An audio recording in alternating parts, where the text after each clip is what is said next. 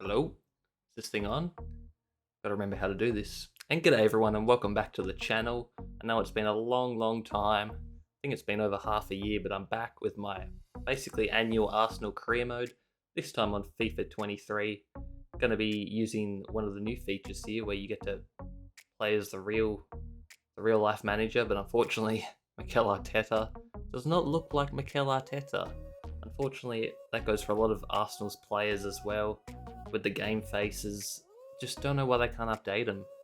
I don't know if it's because Arsenal have like a better deal with Pez or something, but I don't know. It feels like it's been that way for a while. Like I think Smith Rowe doesn't have a game face. I don't think Gabriel does. I'm sure there's others that I'm just blanking on at the moment. But these are the settings I'm going with. Strict transfer negotiation. I'm going to be putting the difficulty on legendary, and if we breeze through it, which I don't think I will at all, we can always bump it to ultimate or use sliders. But yeah, goals for this career mode is obviously to win the Premier League and the Champions League. I'm not really expecting to do either in the first year, and that's because obviously we're not in the Champions League for the first year, so won't be able to win that. But Premier League, I'd say it'd be pretty unrealistic, but after the start Arsenal's gotten out to, I cannot say that anymore. We have a real shot, and I guess I should aim my sights higher, but I would be happy just to make top 4 for year 1 and then go from there and try to win it from year 2 and so on. But going through the squad, there are a couple positions I would like to upgrade, but our first team is looking quite decent. I mean, I could get rid of Thomas Partey. I know there was a bit of controversy. I haven't looked into it at all, but if you guys want to leave comments below and let me know if I should sell him or just release him, I could definitely do that.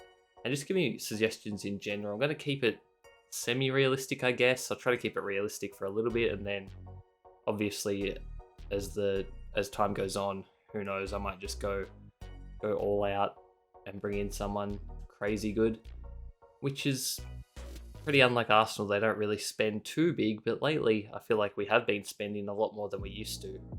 Yeah, this is the first team I'm going to be rocking with at the moment.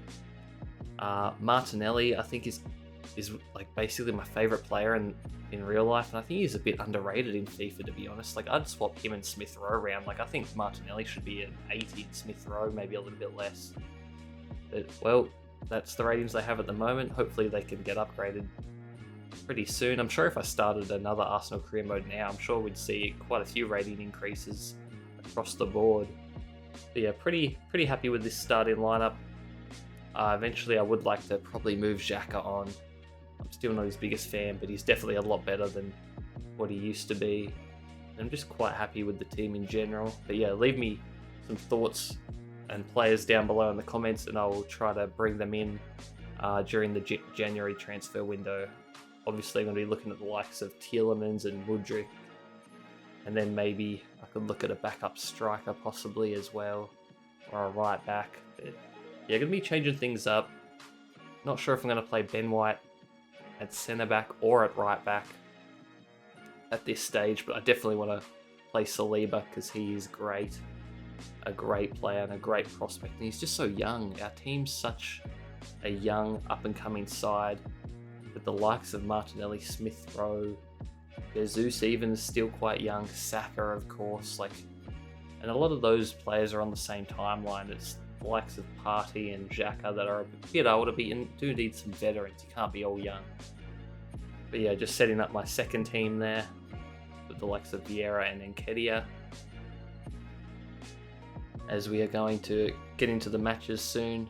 But first we're going to look at the objectives that we have set up for us and looking at our Youth Academy report. Not going to really worry about the objectives. As long as we win, we should keep our job.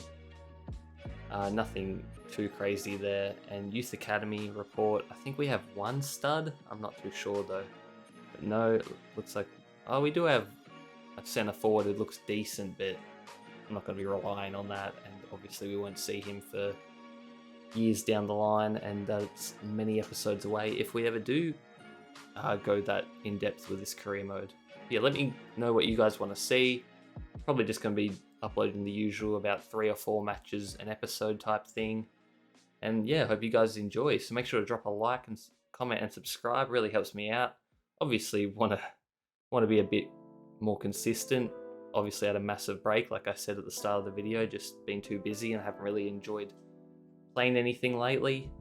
But I'm sure you guys can relate as well. But yeah, just setting my searches for players that I want to look for and maybe get in the future. James Maddison is a semi-realistic one. He's been linked to Arsenal as well as his teammate Tielemans, which I'm going to search for now because I want to add him to the shortlist. 84 overall, still really young. And then there's also Ndidi from Leicester as well, who's always a decent signing in FIFAs. But this guy here, Serge Gnabry, could bring him back to the Emirates. Another player we let go and then has absolutely blossomed. Probably could have just kept him, to be honest, but he's gone on to bigger and better things at Bayern, but I'm sure he wouldn't mind coming back. The only problem is he plays in Saka's position, and I don't see Saka leaving the first team or Arsenal anytime soon. I'm sure a lot of big clubs will try to steal him from me, but that's not going to happen. He's a gunner through and through. But first match is going to be up against Brighton. Important game. Want to get off to a good start.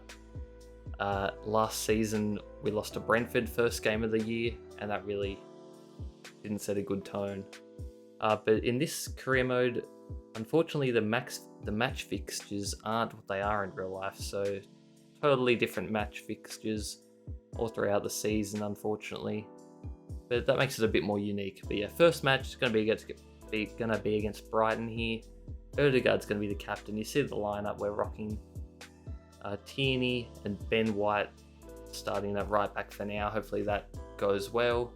And Gabriel Jesus leading the line. The new striker brought in from Manchester City can hopefully get the job done with only Nketiah as our backup. And I don't want to be reliant on Nketiah at this stage. But yeah, looking for a win and to get a good start into this career mode. So let's get to it. Brighton, no slouch. And they have Welbeck, the ex-Arsenal player, and Trossard, who I think is a great player. And Trossard could be in our transfer plans as well. The first game of the season at the Emirates. Let's get off to a good start.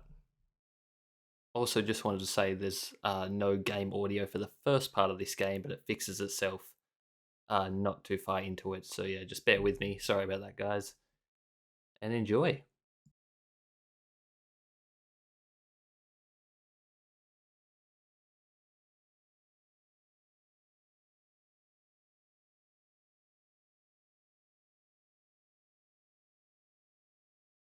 As we start off getting the ball early on to Saka down the wing, plays a through ball to Odegaard.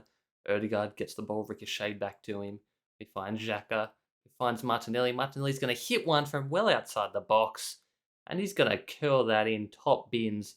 What a finish from Martinelli. At first glance, I thought it was too far out, and it looks like it was a great finish, but on the replay, I think you'll see that the keeper has made a bit of a mess of it. And remember, this is basically my first game of FIFA 23. So look out for some weird FIFA mechanics and just some not great gameplay from me. So I apologize in advance. But you see here on the replay, it was a good shot, but I think the keeper should be doing a bit better than that, to be honest. And my boy Gabriel Martinelli scores the first goal of this Arsenal career mode. And Gabriel Jesus intercepts the pass here. Saka to Odegaard, waits for the run of Jesus. And he's got all day, one-on-one, and he's just going to slot it home past the keeper again. And just like that, it's 2-0, just over the 17-minute mark of the first half. Speaking of the first half, right on half-time now, Brighton looking to respond. Don't want to give one up on half-time. That could completely change the momentum, and we do. And who is it? Of course, it's going to be Welbeck.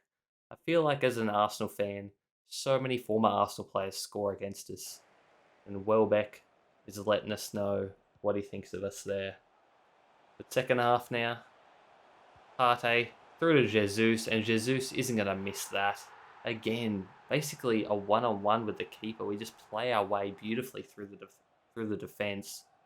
But now, with 15 minutes to go, we should not be giving up a 2-goal lead. But Brighton play their way through, and a great save there by Ramsdale. The shot probably should have been taken better, but I'll take that save.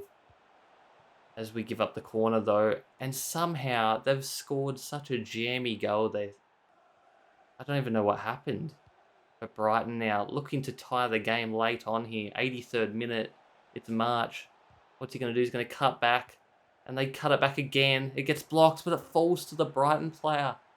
And he's hit it beautifully across the face of goal. And just like that, it's all tied up at 3-all. Can we get the winning goal now? We've let the lead slip at home, which is just unacceptable. And Jesus hits one, but the keeper makes a great save. I was definitely expecting to score there. As Sanchez grabs it off the corner now, and they look to hit us on the counter. Can they do it? They get it out wide to March again. Tierney, can he make the tackle? No, he can't. March gets by him. He's going to look to cross it, and he hits it. It falls back to them, and they score again. And just like that, Brighton are going to walk out with all 3 points. What a comeback, and what an absolute collapse from us. The Gunners, not a good game at all. A terrible result. Up 3-1 with 15 minutes remaining, and we've let in 3. Just unacceptable. And that is not the way you want to start this career mode at all. As you see here, we're dealing with some transfer offers. And I noticed that Aaron Ramsdale's kit number was not number 1 like it is in real life, so I'm going to change that. So if you see any of those little things that annoy you, let me know and I'll try to fix them. As we're getting into our second game now, as we look to change our lineup a little bit. Going to bring in Zinchenko for this one, and Tomiyasu. So changing our fullbacks there, as I don't think they had a good game at all. But we're going to West Ham's home ground now with all the bubbles, and we have a free kick early on here. They head it clear, but Saliba wins it, gets it to Martinelli, as we're going to work around the box here. Xhaka back to Martinelli, to Ødegaard, who's got all day to line it up. But the keeper makes a good save and puts it out for a corner. But from that corner, West Ham are going to head it clear, but not for long. As we get it back, we get it to Gabriel, to Saka, who sees Ødegaard, one touch, bang. But it's straight at the keeper again. So the keeper being forced to make some early saves here. So he's having quite a good game. But it's West Ham's turn now to attack. Zinchenko makes a great tackle, but he gives it straight back. And West Ham should have scored there. Ramsdale making a brilliant save. And Zinchenko's very lucky there. I might have had to consider benching him for that, because that was just atrocious. But West Ham absolutely opened us up there. And it's going to be Declan Rice, the young English midfielder, who I'm also looking at to possibly bring in. Let me know what you guys think. Would that be a good signing, as he puts West Ham 1-0 up? But we bring it back in the second half there. Beautifully worked. These cutbacks from the byline for both teams working out beautifully. And it ends up being a 1-1 draw. Probably should have won if you look at the XG and the possession. But it was quite a dead game. So, coming off a loss and now a draw, we definitely need a win. This has been an awful start to the season. Luckily, versus not a great team in Nottingham Forest. So if we don't win this one, I mean, it's going to be a very, very rough season. I mean, we haven't started off great, but plenty of time to turn it around. And I'm going to make a couple changes here. Going to bring in Lokonga for Xhaka in the middle. And should be getting all 3 points here. As you see it in our reserves there, no one really of note. That's why we need to bring in some players in the January transfer window. Here we are going up against Nottingham Forest, against Jesse Lingard, one of, I feel like, Arsenal fans' most hated players, with his bloody dancing every time he scores. But yeah, at the Emirates, should be getting all 3 points here. No excuses. We have to get a win. And Ødegaard plays the ball over the top there. Doesn't come off too well, but Jesus wins the header. And we get it to Ødegaard again, who's going to find Saka. And Saka's going to try and whip one in. And he does. A great finish there from Bukayo Saka, the young stud, who is definitely captain material, I can see in the future. But he's just an absolute beast, as he plays a 1-2 here with Ødegaard. And I thought he was going to slot that one home. But a great save by the keeper. But it's not done yet, as we get it to Martinelli, back to Ødegaard, who finds Jesus. Tried to play it to Saka, comes back to him. Ødegaard gets it now, hits it. Saved by the keeper again. Another good save. We've come out on the attack very early and putting our pedal to the metal Just over 20 minutes gone now. Nottingham Forest getting their first attack. It's opened up. They should score, and they do. I tried to bring Ramsdale out there, but for some reason he just didn't even dive. He just stood there looking dumbfounded, and just like that, it's 1-0. There's Nottingham Forest now looking to take the lead. They have it in the box. They shoot. I thought that was going into the far corner, and it was Lingard too, so thank God he missed that. But Ødegaard again just has space for days. Saka was offside there. But Ødegaard finds Jesus, and Jesus isn't going to miss that one.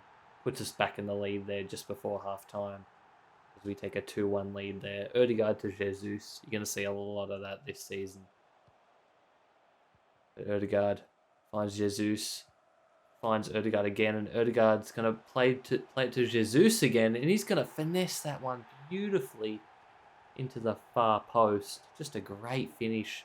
And this guy is already on track to be the top scorer in the Premier League this season. He's been absolutely phenomenal for us. The team hasn't been playing that great, but Jesus has been playing great. And Ødegaard plays it over the top here. It somehow makes its way to Jesus, and he shoots, and he scores again. The keeper's had an absolute mare there. He made a couple brilliant saves early on in the game, but he's definitely like his time again there. That was an awful bit of goalkeeping. And that seems to be quite common in FIFA this early on. The keepers are quite awful. As we get it to Saka once again, and he puts another one in. Just running up the score now as we win 5-1. Nottingham Forest not really in the game much at all, but the XG there, we're only expected to score 2.5 goals there, which I think's fascinating, because I feel like all our chances were very, very easy, and the XG should be higher. But yeah, that's going to be it for this episode, guys. Hope you enjoyed. As I said earlier, make sure to drop a like, comment, and subscribe. It really helps me out. And I'll be back soon with episode 2. Thanks for watching. Peace.